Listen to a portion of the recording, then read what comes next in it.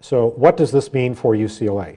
Well, there are many steps left in the process, and I'm not going to speculate this afternoon as to what the final resolution of all those issues might be.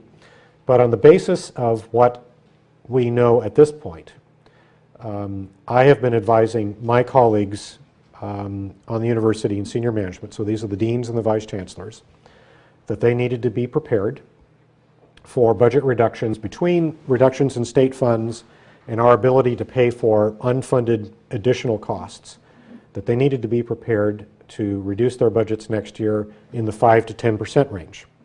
That's been a message that we have been sending out fairly consistently, and there's been planning that's been going on within each of the operating units since the budget came out in January along those lines. And I've met with every one of the deans and vice chancellors and their staffs to go over budgets on the operating side since January, and we have a lot of information as to the potential impact of those reductions. Some of the decisions that we have to make relate not to decisions related to an individual unit, but to the entire university. For example, there's been a lot of discussion about whether or not UCLA will be able to take all the students who otherwise would have been admitted to the university. That particular decision has been made. It's not just UCLA, but on a system-wide basis. The university has decided that, notwithstanding the budget problems, that we'll be taking all the students. So at UCLA, we will be admitting and enrolling additional students above this year's level, and there will be costs associated with those, and we will have to find a way of financing those costs within our existing resources. So it is a big challenge.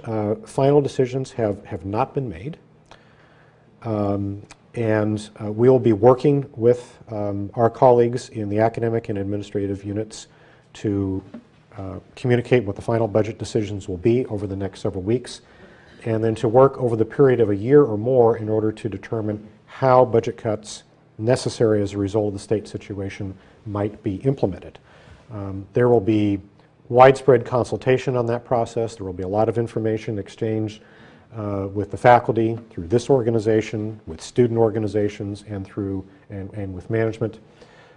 It's not a decision that is made entirely in the Chancellor's office. UCLA has a relatively decentralized way of managing, and so many of the decisions will be made by deans, vice chancellors, and operating managers regarding how budget cuts might be implemented. But we will be keeping a very close eye on the implications of those decisions with respect to our overall strategic goals in order to advance the teaching, research, and public service missions of the university.